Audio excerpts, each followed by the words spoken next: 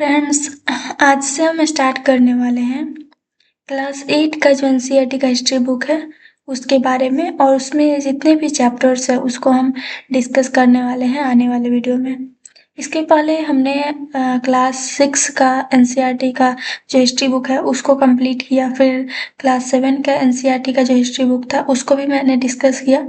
अब नेक्स्ट हम क्लास 8 का जो एनसीईआरटी का हिस्ट्री बुक है उसको हम स्टार्ट करेंगे और उसको हम देखेंगे कि उसमें क्या क्या पढ़ना है। तो आज की इस वीडियो में हम जानेंगे कि इसमें क्या क्या पढ़ना है, कितने चैप्टर है टोटल, और इन चैप्टर्स में हमें क्या क्या पढ़ना है।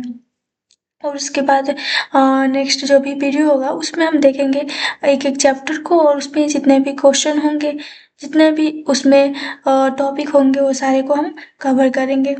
तो स्टार्ट करते हैं, देखते हैं कि इसमें कितने चैप्टर्स हैं। तो टोटल अगर हम बात करें क्लास 8 का जो एनसीईआरटी का हिस्ट्री बुक है उसका, उसमें टोटल 8 चैप्टर है, जिसमें पहला चैप्टर जो आता है उसका जो नाम है वो है प्रारंभिक कथन, कैसे, कब और कहाँ।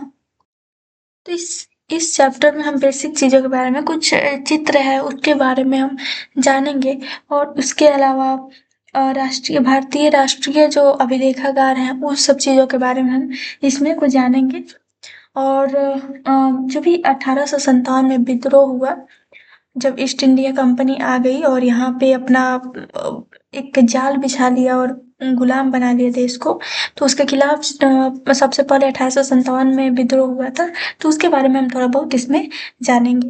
नेक्स्ट जो चैप्टर आता है उसका नाम है व्यापार से साम्राज्य तक कंपनी की सत्ता स्थापित होती है।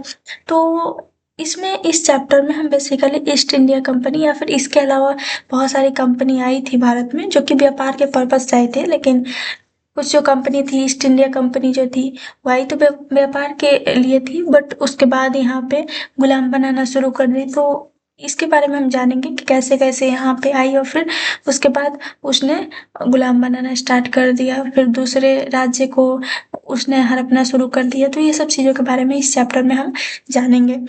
नेक्स्ट जो चैप्टर आता है वो है ग्रामीण क्षेत्र पर शासन चलाना। तो सबसे पहले जैसे कि हमने सेकंड चैप्टर में बोला कि इसमें हम लोग ईस्ट इंडिया कंपनी के बारे में जानेंगे और कैसे अंग्रेज आकर फिर शासन अपना चलाना शुरू कर दिए। उसके बाद थर्ड चैप्टर में हम लोग ग्रामीण क्षेत्र पर देखेंगे कि उन्होंने कैसे शासन चलाया, क्या कौन कौन सी नई नई शासन व्यवस्था लाई, उस चीज़ के बारे में हम इस चैप्टर में जानेंगे। नेक्स्ट जो चैप्टर आता है वो है फोर्थ चैप्टर, जिसका नाम है आदिवासी टिपू और एक स्वर्ण युग की कल्पना। तो इसमें हम बेसिकली आदिवासी के बारे में जानेंगे, उनका जीवन यापन, वो लोग कैसे रहते हैं, कैसे जीते हैं, कैसे खाते हैं, ये सब चीज़ों के बारे में फोर्थ चैप्टर में पूरा हम डिस्कस करने वाले हैं। नेक्स्ट जो चैप्टर आता है फिफ्थ चैप्टर, जिसका जो नाम है वो है जब जनता बगावत करती है। मतलब 1857 और उसके बाद, तो जब जैसे कि फर्स्ट सेकंड जो चैप्टर था उसमें ईस्ट इंडिया कंपनी के बारे में है कि कैसे वो अपना शासन चलाना शुरू कर दी और फिर बहुत पूरा देश को एक तरह से गुलाम बना लिया। तो उसके बाद 1857 में वो उसके खिलाफ पहला लड़ाई शुरू हुआ, और उसके बाद फिर लड़ाई बढ़ते गया, विद्रोह बढ़ते गया, और आगे हम लोग आज़ाद हुए। तो इस तरीके से यहाँ पे जब स्टार्टिंग हुआ विद्रोह का, उस सब चीज़ों के बारे में हम चैप्टर 5th में पढ़ेंगे। उसके बाद आता है देसी जनता को सभ्य बनाना, राष्ट्र को शिक्षित करना।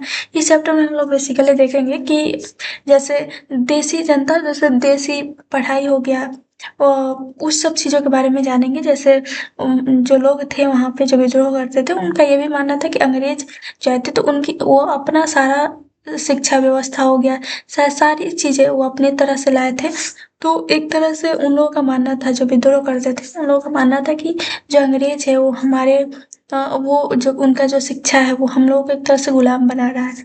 तो उन्होंने देसी चीज़ों को प्रमोट करना स्टार्ट किया, और सब चीज़ों के बारे में हम इस चैप्टर में जानेंगे। और भी बहुत सारा टॉपिक होगा, कुछ क्वेश्चन भी होगा, वो सारी चीज़ों को जब आगे आने वाले चैप्टर्स को जब स्टडी करेंगे तो उसके बारे में हम जानेंगे। नेक्स्ट जो चैप्टर आता है वो है महिलाएं, जाति और सुधार। जैसे कि इसके नाम से ही पता चल रहा है, इस चैप्टर में हम महिलाएं के बारे में, जो भी अन्याय होता था उस चीज़ में कुछ सुधार आएगा, उस चीज़ के बारे में हम देखेंगे। और फिर जाति में सुधार, समाज में सुधार के बारे में इसमें हम डिस्कस करने वाले हैं। नेक्स्ट जो टॉपिक आता है वो है नेक्स्ट जो चैप्टर आता है वो है 8th चैप्टर, और ये लास्ट चैप्टर है। इसका जो नाम है वो है राष्ट्रीय आंदोलन का संगठन 1870 के दशक से 1947 तक। तो इसमें ये 1870 से लेकर 1947 तक जो भी विद्रोह हुए हैं, जो भी राष्ट्रीय आंदोलन हुए, उस चीज के बारे में जानेंगे। तो ये टोटल 8 चैप्टर है जिसके बारे में हमें क्लास 8 का जो एनसीईआरटी का हिस्ट्री बुक है उसमें पढ़ना है, और इसको हम बारी बारी से एक एक चैप्टर को डिस्कस करते जाएंगे, जितना उसमें टॉपिक होगा, जितना उसमें न्यूमेरिकल होगा। जैसे हमने क्लास 6 का स्टडी किया है, जैसे हमने क्लास 7 का डिस्कशन किया है, वैसे ही हम क्लास 8 का भी यहाँ पे करेंगे। तो आज के लिए बस इतना ही। मिलते हैं एक नए वीडियो के साथ जिसमें हम फर्स्ट चैप्टर को डिस्कस करने वाले हैं। Thank you.